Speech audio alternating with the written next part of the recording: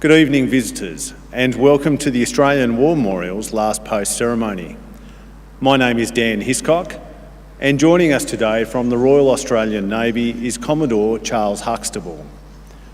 This evening we acknowledge Group Captain Mac Cottrell, DFC, representing the Air Force Association. And as always, we welcome the veterans who have served, those still serving, and the families that love and support them. The live stream of this ceremony is made possible by the Returned and Services League of Australia and the RSL and Services Clubs Association. We welcome members who are watching the broadcast of this ceremony across Australia.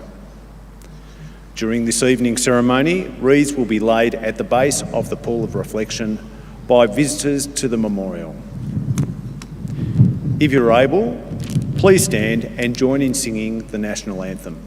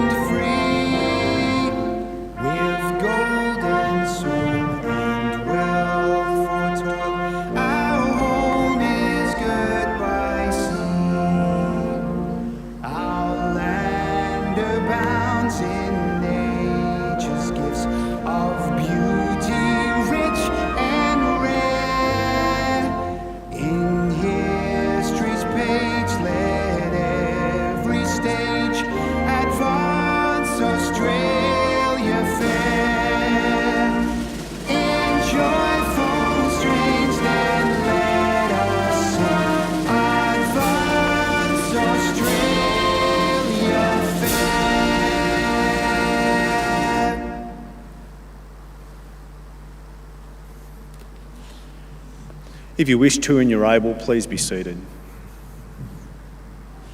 The Australian War Memorial was the vision of Charles Bean, Australia's First World War official historian.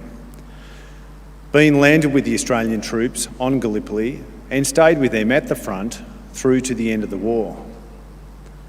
The idea of this national memorial and museum came to him at Pozières, France, in the depths of the bloody fighting of 1916. Bean's idea was that this would be a place where families and friends could mourn loved ones buried in faraway places. It would also be a place that could help all Australians understand what these men and women had endured and what they had done for us. Bean's vision, to which we remain true, is best expressed as inscribed in the entrance to the memorial's galleries. Here is their spirit, in the heart of the land they loved, and here we guard the record which they themselves made. Tonight, we will read the story behind just one of those on the Roll of Honour, which lists the names of more than 103,000 men and women who have given their lives for us in war and on operations for more than a century. But first, we present a lament, Flowers of the Forest. Wreaths or floral tributes will now be laid at the base of the Pool of Reflection.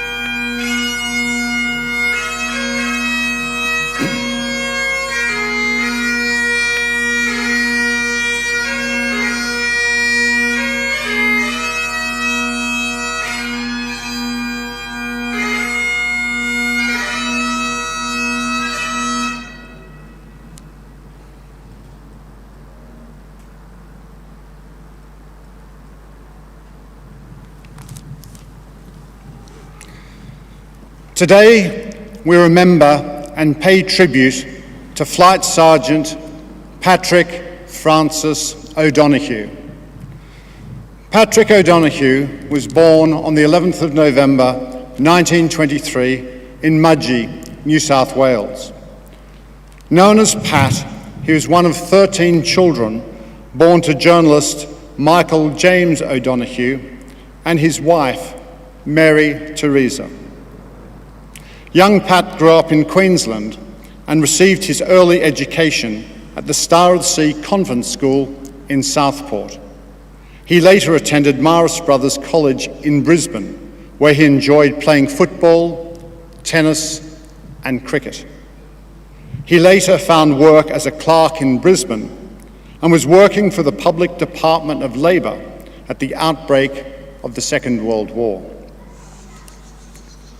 Patrick O'Donoghue enlisted in the Royal Australian Air Force on the 30th of July 1942. After initial training in Australia, he embarked for Canada in January 1943.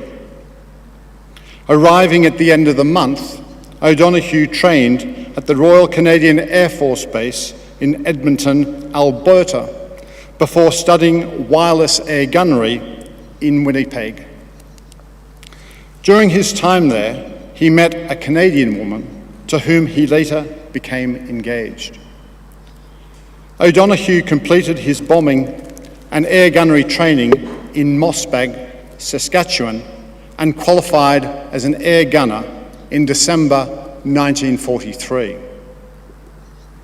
In January 1944, he embarked for the United Kingdom. As part of the Empire Air Training Scheme, he was one of almost 27,500 pilots, navigators, wireless operators, air gunners, and flight engineers who, throughout the course of the war, joined Royal Air Force squadrons or Australian squadrons based in Britain. O'Donoghue arrived in England at the end of January 1944 and continued training. On his 21st birthday, he was posted to his first operational unit, number 514 Squadron of the Royal Air Force. Based in Waterbeach, Cambridgeshire, the squadron was equipped with Avro Lancaster heavy bombers, which were used in night raids over enemy targets in occupied Europe. Many of O'Donoghue's early missions took place during Allied raids on German cities, including the railway and manufacturing hub of Cologne. He was taking part in one such raid on the 6th of March 1945, when 17 Allied bombers were sent to attack the German city of Salzburgen. Their main target was a large oil refinery. O'Donoghue was acting as the wireless air gunner when his Lancaster was hit by anti-aircraft fire just over the target, causing it to explode in mid-air. The wreckage of the aircraft was found near the village of Stede. There were no survivors. O'Donoghue and his crewmates were buried by the Germans shortly after the crash. Following the war's end, his remains were identified by his wireless air gunner's badge and reburied nearby at the Reichswald Forest War Cemetery in Cleaver. Today, his remains lie buried beneath the inscription chosen by his family, "Thy will be done." Flight Sergeant Patrick O'Donoghue was 21 years old. His name is listed on the Roll of Honour on my left, among almost 40,000 Australians who died while serving in the Second World War. This is one of many stories of service and sacrifice told here at the Australian War Memorial. We now remember Flight Sergeant Patrick Francis O'Donoghue, who gave his life for us, for our freedoms, and in the hope of a better world.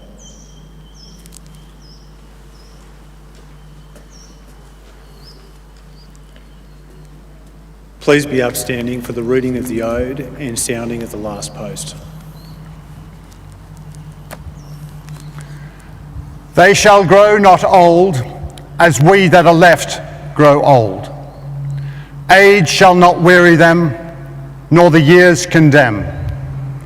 The going down of the sun, and in the morning, we will remember them. We will remember them.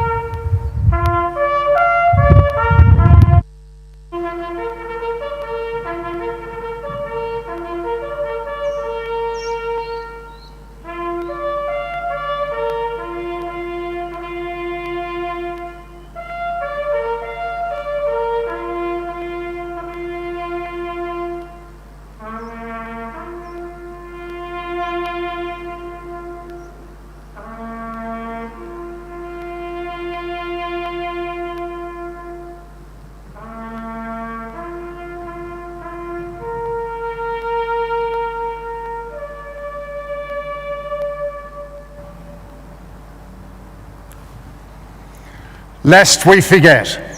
Lest we forget.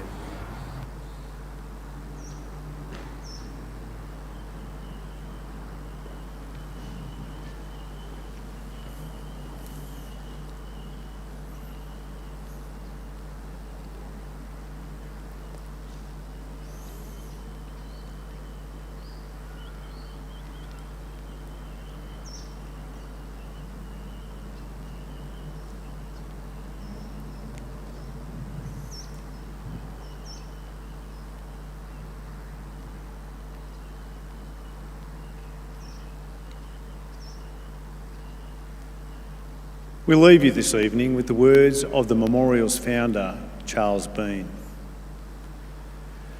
Many a man lying out there at Pozières or in the low scrub of Gallipoli, with his poor, tired senses barely working through the fever of his brain, has thought in his last moments, well, it's over, but in Australia, they will be proud of this. Ladies and gentlemen, girls and boys, that concludes the last post ceremony. On behalf of the Director and staff, thank you for visiting the Australian War Memorial today and for your continued support of the Memorial's development project. We wish you all a very pleasant evening. Thank you.